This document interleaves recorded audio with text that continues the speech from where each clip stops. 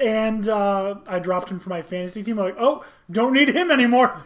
Goodbye. I didn't expect him to be back, and that's just giving them another weapon that, not that they need it. Exactly. So Sean McVay for me.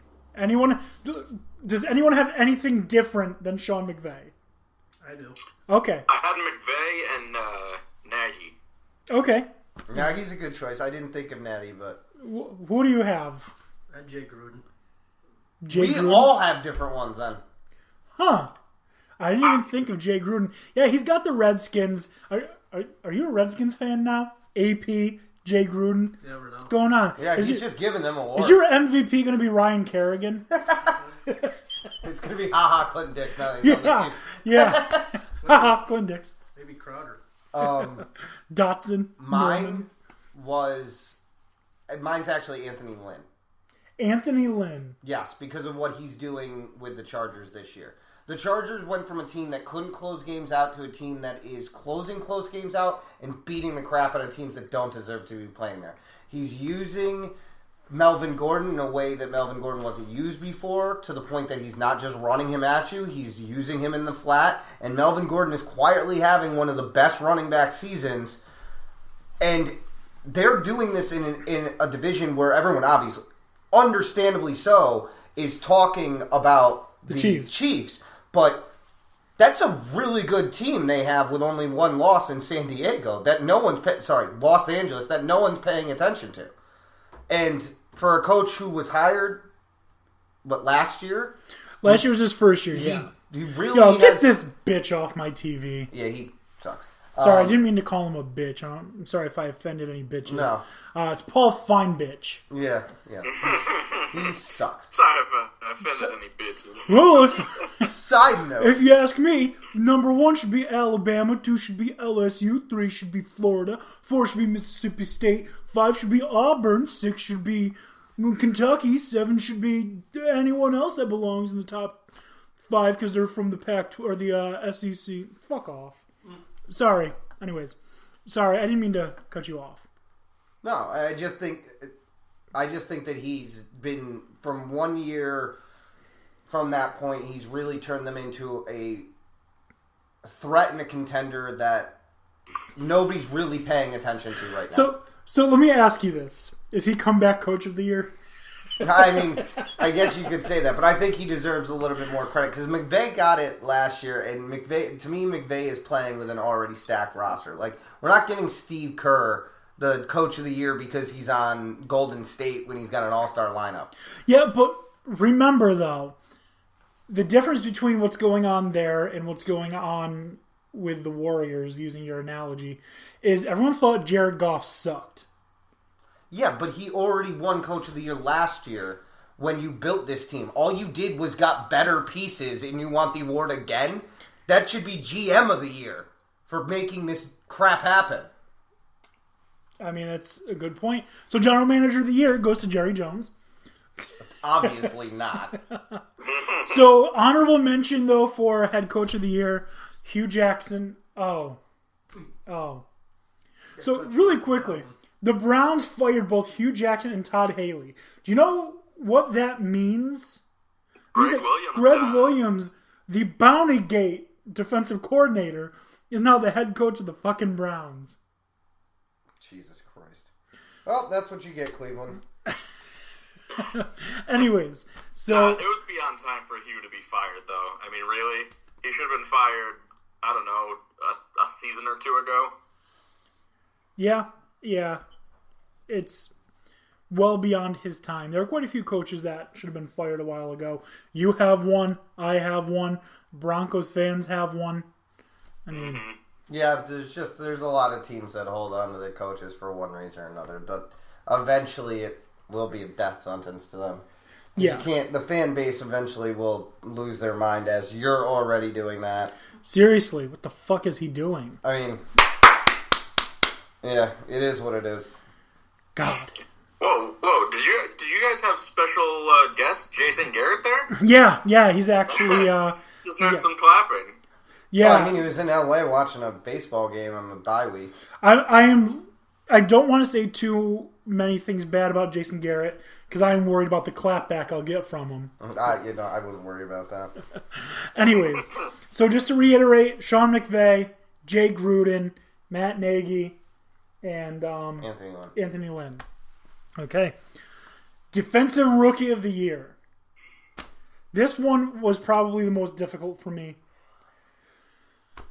So many good players. I went through that list of 5 or 6 last week when we talked about the Bills because our good friend Chris wanted us to discuss the Bills. In the end, in my mind, it goes to Bradley Chubb. He is just dominant. He's going to break a rookie sack record, which is incredible. His production is insane. Historic.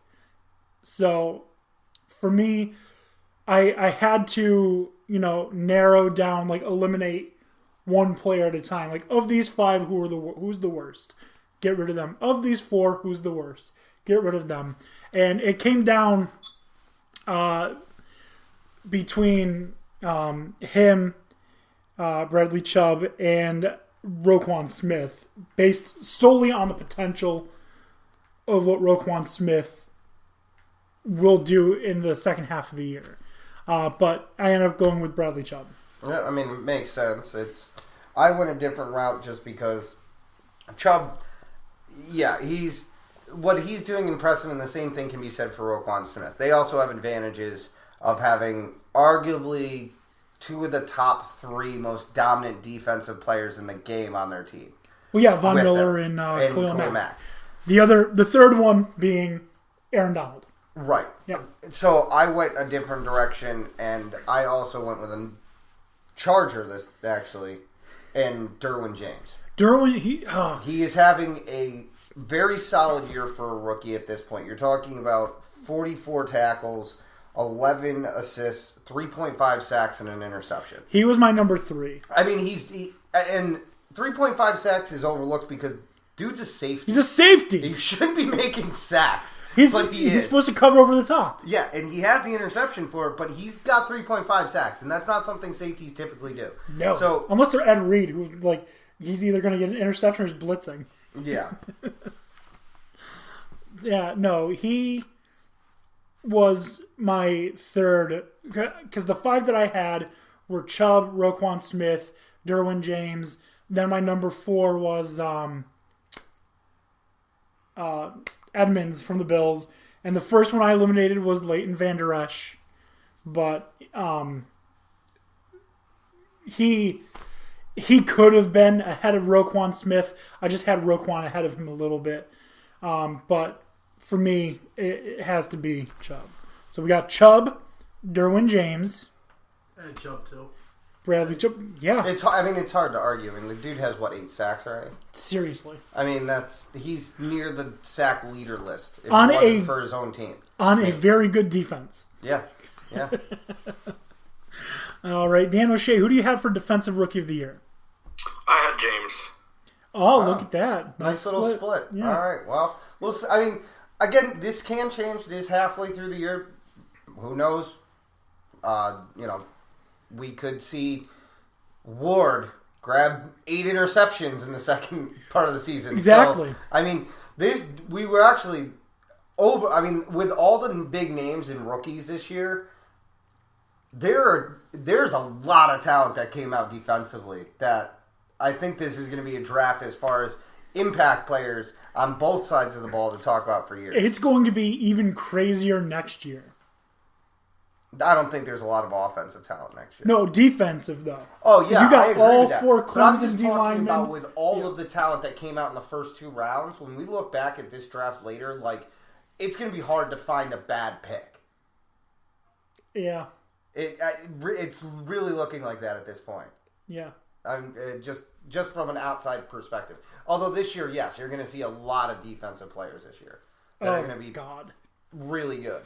It's tough right now, even trying to think of who it could be.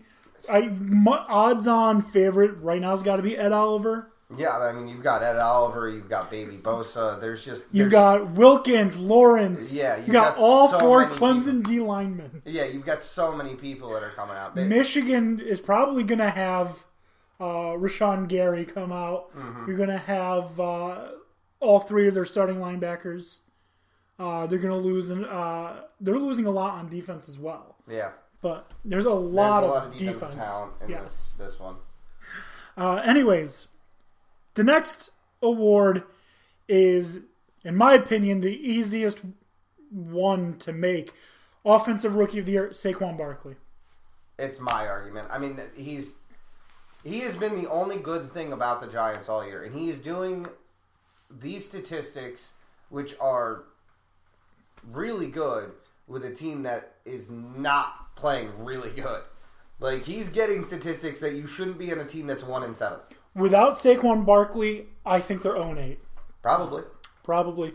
Although I think if you don't have Saquon Barkley and you drafted one of the quarterbacks, the fans feel better about being 0-8 than they do at 1-7 with Barkley. Maybe, or one of those quarterbacks would have gotten a win or two, but I mean, Eli would have still been there. But so I don't think that would have been the case. We probably would have been 0-8, but I don't think. I mean, Saquon Barkley, skill wise and stat wise, when you look at it, is statistically ahead of everyone else.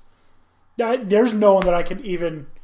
But he was, in fairness, he was the almost NFL ready too. It's the quarterbacks needed to get used to this. We don't see quarterbacks coming in and lighting the NFL on fire, rookie-wise. That rarely happens. No.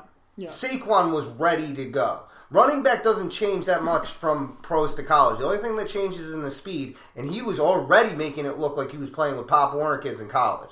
Yeah. So there wasn't a lot he had to really do to change to get into the NFL. Did everyone have Saquon Barkley as their pick? Can't hold a candle to him this year. Yeah. There's one other player that even came into my mind. Dan O'Shea, did you say Saquon Barkley? I had Saquon up there. I was also looking at Kerryon Johnson. He's had a surprisingly good start. If Detroit had used him more and uses him actually properly, I think you got an argument there. Because I feel like he's underused and not utilized correctly where he is. Yeah, Patricia's usage of him is suspect, but when he's got the ball, he looks very good with it. The only other player that came to my mind was Calvin Ridley. Had a huge first 4 games, 6 touchdowns in his first 4 games as a rookie. He's got 7 touchdowns more than Julio. Would it be safe to say that a rookie quarterback really hasn't hit the ground running since Roethlisberger came in the league? Andrew Luck, I think, had a good season his rookie year. Like, how many losses did they have that year? Deshaun Watson looked like he was primed for something like that before he got hurt. Oh, no. RG3. Oh, yeah. Yeah, he took the Redskins to the fantastic. playoffs. Okay. Yeah, they were 10-6, and he was Rookie of the Year. I mean, the 04 Steelers were like 15-1 when they first started Roethlisberger, so that was kind of... In all fairness, though, that defense was like the most stacked defense like ever. Like, crazy. So, you went with Kerryon Johnson as your pick?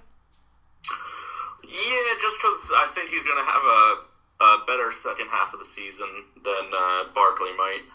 I don't know that Barkley's going to have the situational ball to really continue to excel. Like, he's great, don't get me wrong.